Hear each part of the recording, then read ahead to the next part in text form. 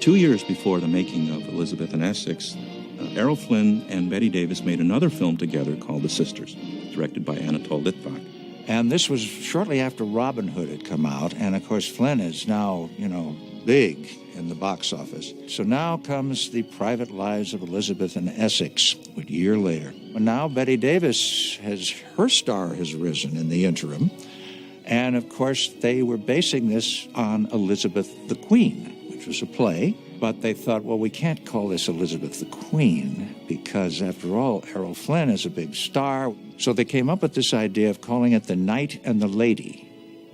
And Bette Davis said, are you out of your minds? This is Queen Elizabeth, the Knight and the Lady, so the man is going to get top billing? So they eventually settled on The Private Lives of Elizabeth and Essex. That way, at least Errol got into the title. So they put the two of them together. Errol was not thrilled.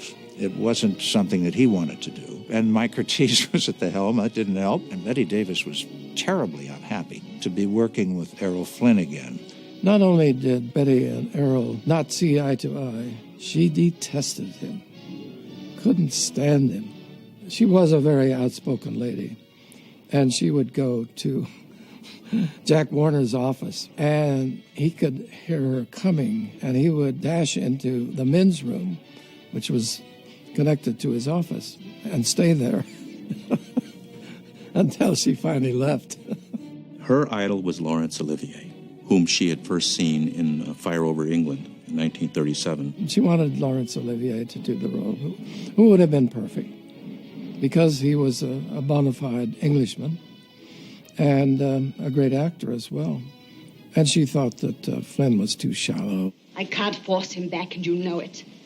And he's so stupid, so stubborn, so pig-headed. Bette Davis and Errol Flynn did not get along because of the different ways in which they worked.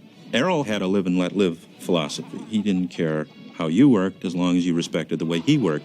She, however, would frequently express contempt for people that she thought were beneath her. And Errol fell under the wrath of the great Bette. You dare turn your back on Elizabeth of England? You dare? They would finish a scene, and just when they would say cut, they would get up and walk in their separate directions.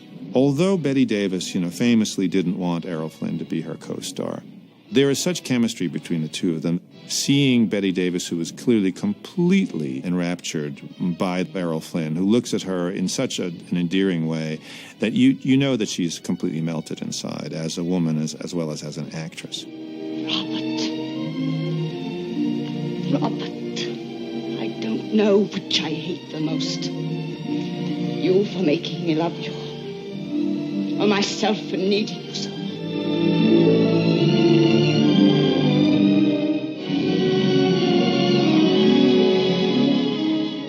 As usual, Warner's provided a first-rate supporting cast, and of course a lot of the players were contract players.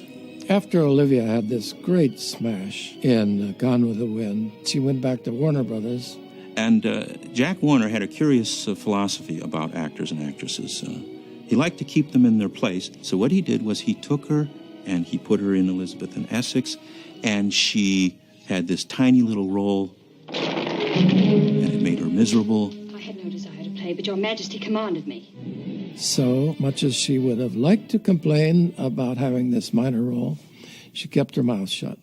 Of course, Alan Hale appears in the film. So you're the Ella Tyrone, eh? If you like, though plain Hugh O'Neill will do. It's interesting to see Alan Hale for once as Errol Flynn's enemy rather than his sidekick, which is what he usually was. And just a wonderful character actor.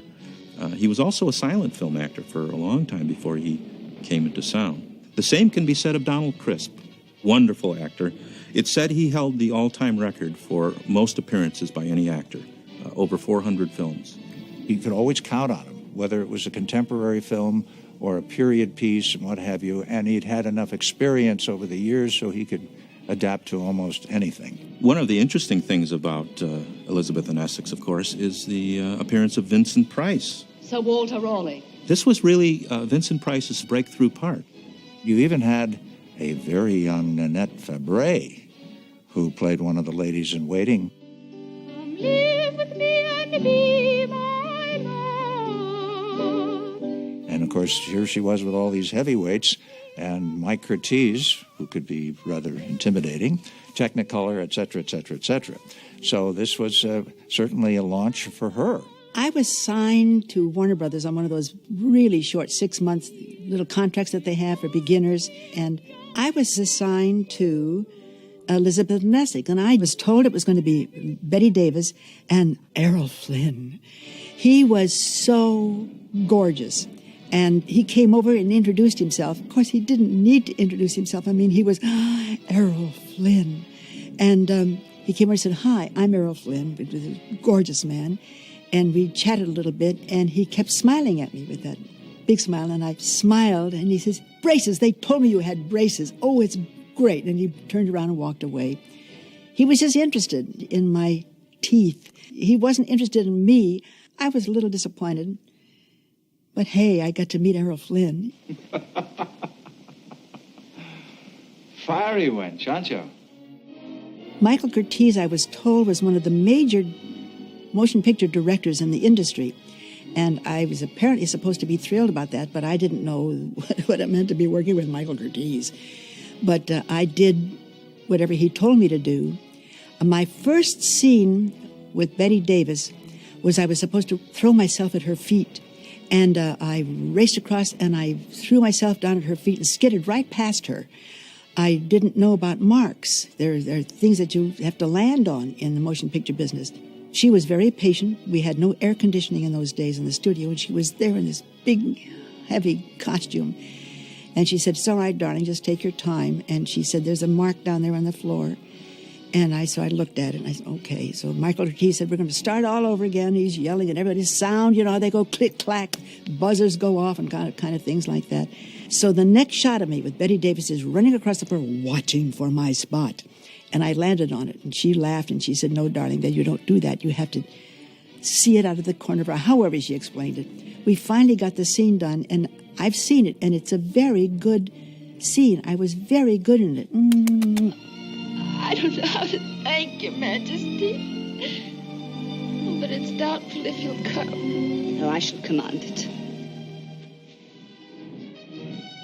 It's so interesting to look back at who the actors were on that picture. Except for me and Olivia, I think all of them are gone. But at that time, they were very recognizable, famous actors and actresses. I stood on the side and watched them and learned a lot from them. And of course, Elizabeth and Essex is enriched by yet another wonderful Eric Korngold score. It's a beautiful, lilting score. It has all of these themes and counter themes running through it, and a very noble central theme for Robert Devereux, Earl of Essex. Whenever he appears in the throne room, that theme accompanies him.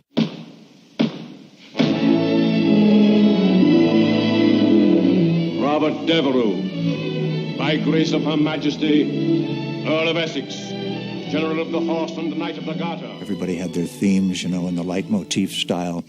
And once again, you know, he was perfect for the subject, and he always delivered. There's a line that Bette Davis uses. But the same lovely, dreadful thing that draws us together, hurts us and blinds us until we strike at one another. And that same dreadful, lovely thing must have been the words that inspired the harmonies that he uses to create the love music of these two people. All I ask of you is be careful. Surely you can do so little for one who loves you so well. Will you promise? Promise. I promise. And that, I think, is his greatest achievement, in actually telling us what this love is and where it will end up.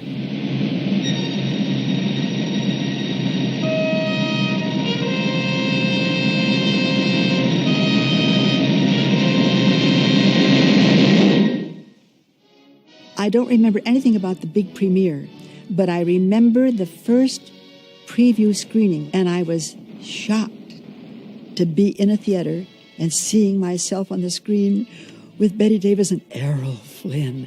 I mean, that was so thrilling and so overwhelming. And it was quite an adventure, quite an adventure.